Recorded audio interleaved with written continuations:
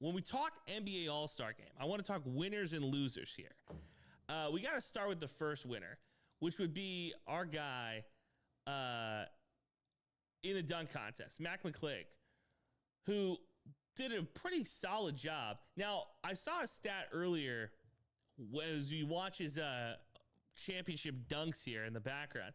I saw a stat earlier this weekend that he has now made more money winning dunk contests than he does as a G Leaguer, which could be a large issue when you consider, A, superstars are not competing in the dunk contest. It used to be you get the Vince Carters, you get the Kobe Bryants, you get the Michael Jordans of the world. But I feel like that doesn't tell the full story here. The full story would be you got a young Vince Carter, who's still in Toronto. You got a young Kobe Bryant, first couple years in the league. You got a young Michael Jordan.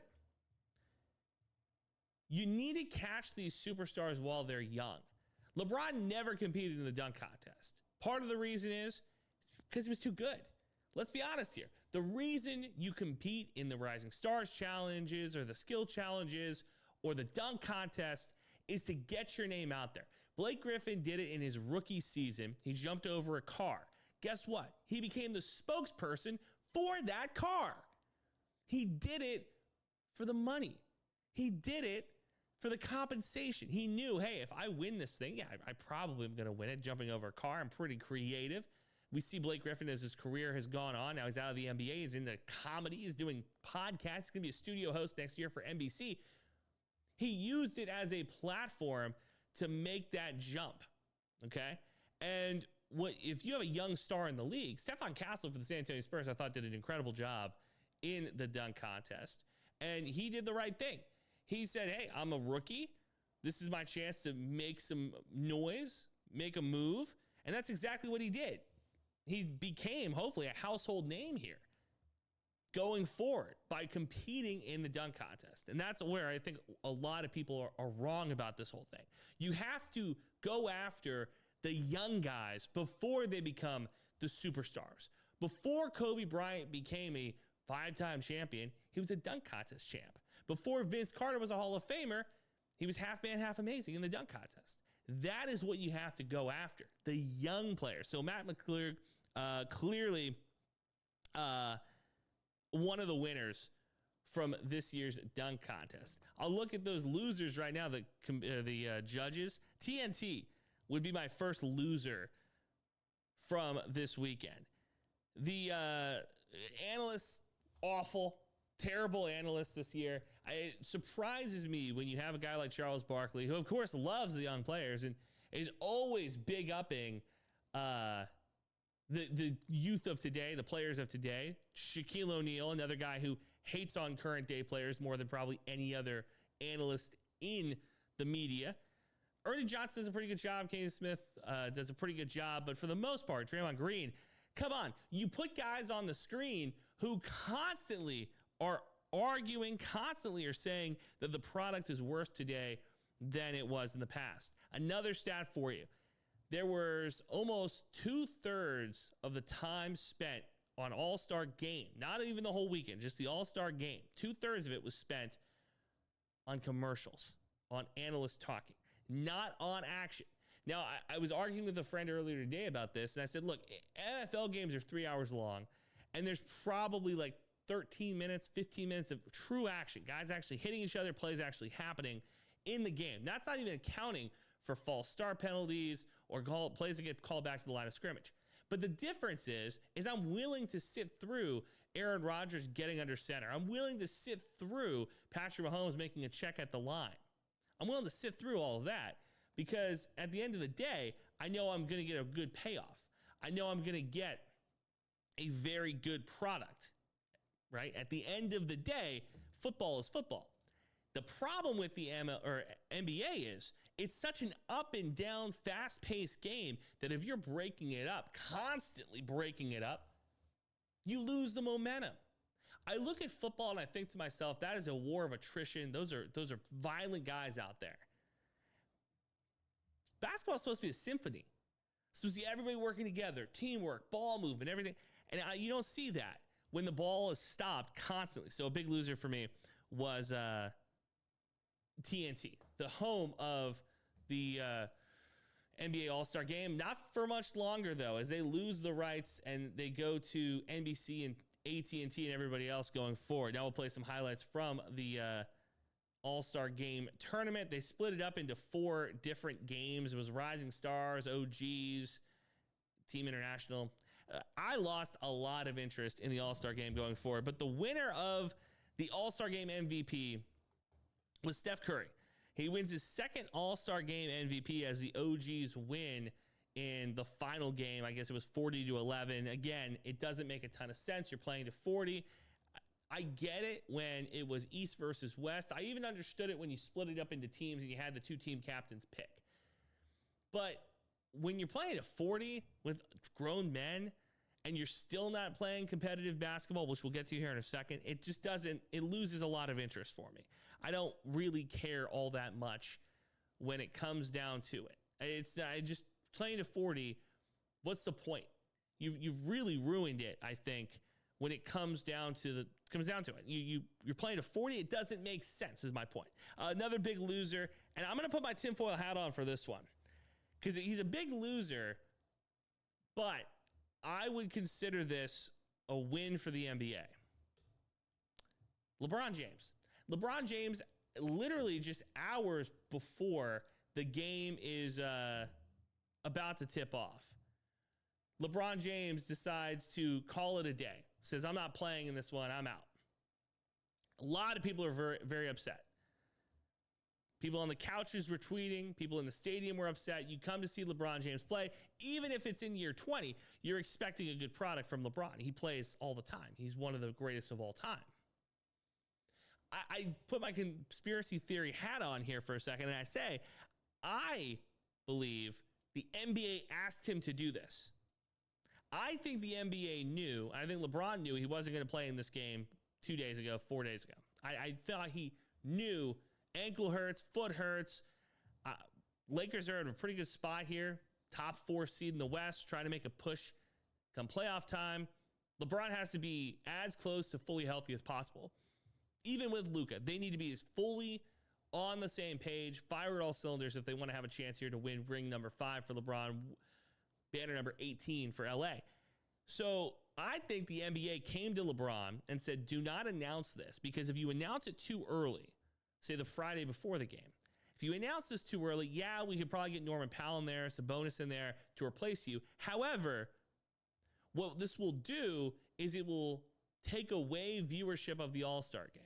The problem in there is you had everybody watch and the product was crap. So you told LeBron, again, conspiracy theory, tinfoil hat, you told LeBron, don't tell the media, keep this to yourself, don't tweet about it, King. Don't talk to anybody about this, because you're going to take attention away from the game. You're going to take eyeballs away from the sport where we're supposed to be showcasing it. I think that's what happened. He is a big loser for doing this. He should have just announced it early, given Norman Powell, given Sabonis a chance to compete in the All-Star game. But he did the NBA a big favor there. Lastly, the biggest winner to me was Victor Wembanyama. He had an incredible showing in the Olympics this past season. He won a silver medal in the Olympics. International stage. Nationally, people were watching. But in this game, he scores 11 points. This weekend, gets a lot of eyeballs on him as him and Chris Paul decide to cheat in the skills competition. Now, look, is it cheating? Is it not cheating? According to the rule book, he says he was clean. He said he came up with the idea. A lot of people were giving Chris Paul a hard time online about it, saying that, you know, give it to the guy who called out Karl-Anthony Towns for having his shirt untucked to pull out this move where they don't shoot. They decide to, you know, throw shots up. They're not real shots. They're just trying to go as fast as possible. Leave it to that guy to come up with a way to try to rig the skills competition. But Wemby played incredible. You could tell that he cared about the game. You could tell that even in the skills competition, it's not about having the best shot or getting the bounce in there. It was about time. He knew it was about time. So he threw some shots up, called it a day, and kept it moving. He was a big winner to me because he cared, because he showed that he cared about this. And Spurs fans, I keep telling them, they are so lucky that they got this guy. Every fan base in the league wishes they had a guy like this. Karl-Anthony Towns was in this All-Star game. I couldn't find him on the court sometimes.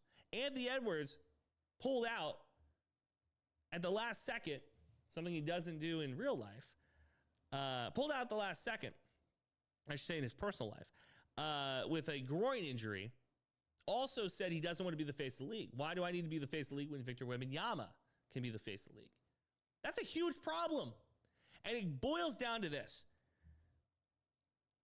Losers, LeBron for stepping out at the last second. Losers, the NBA. The product was awful. TNT, the product was awful. But the biggest loser of this whole thing are the fans, man.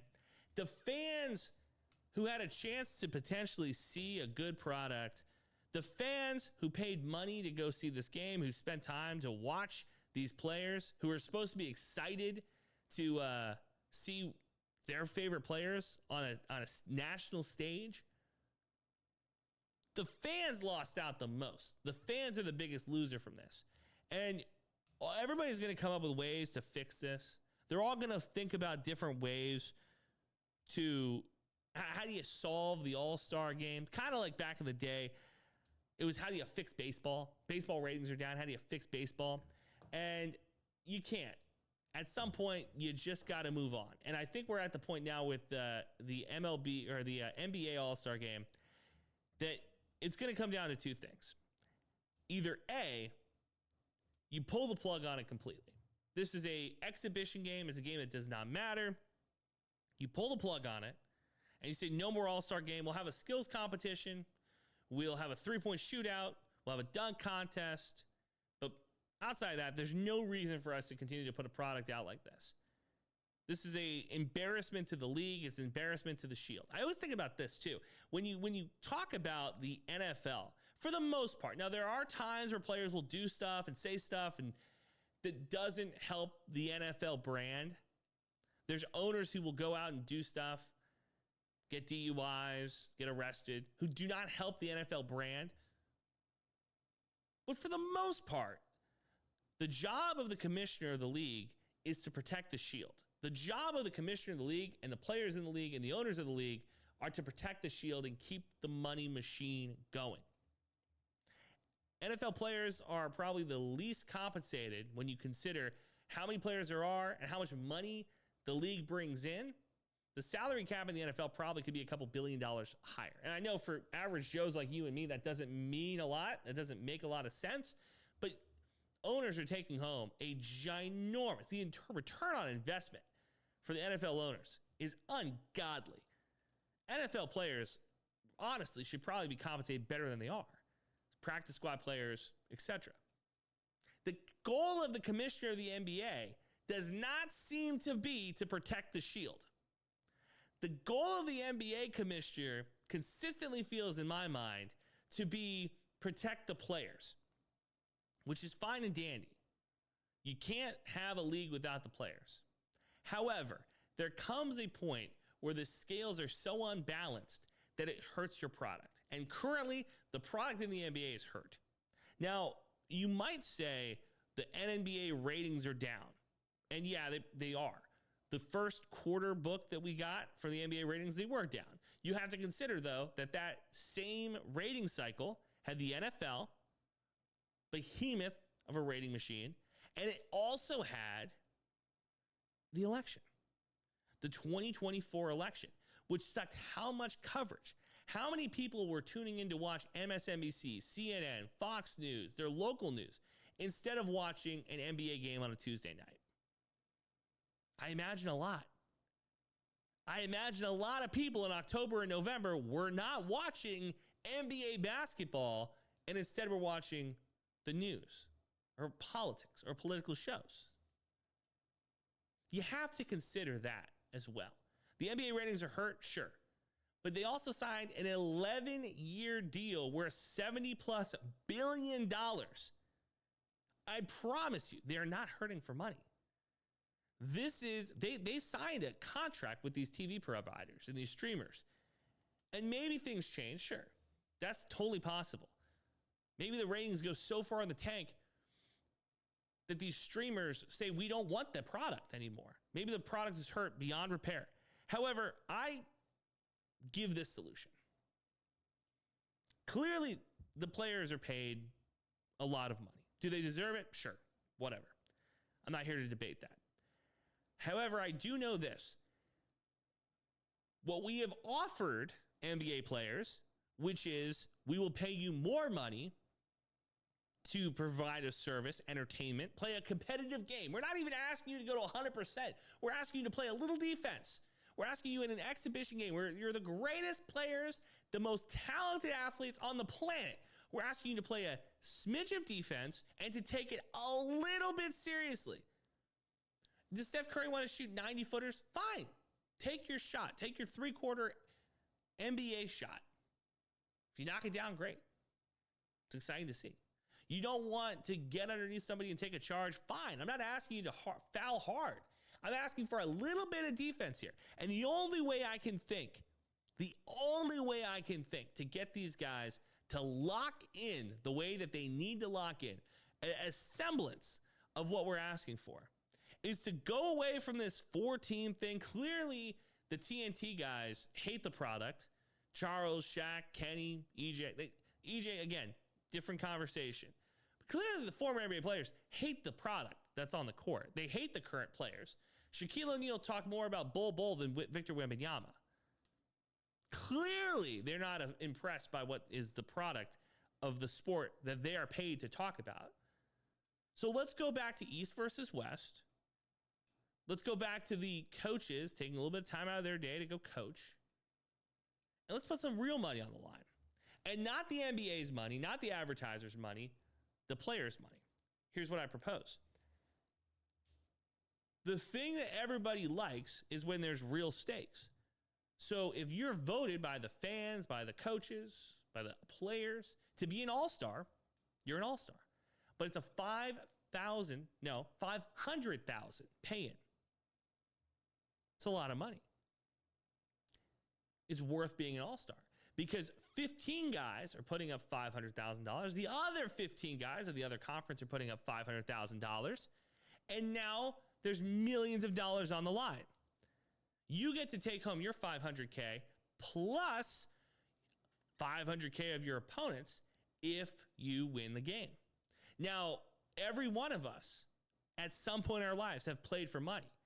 Every one of us at some point on the basketball court, there has been money on the line, whether it be lunch money, milk money, actual cash, greenback, Venmo, whatever. We've all been there before.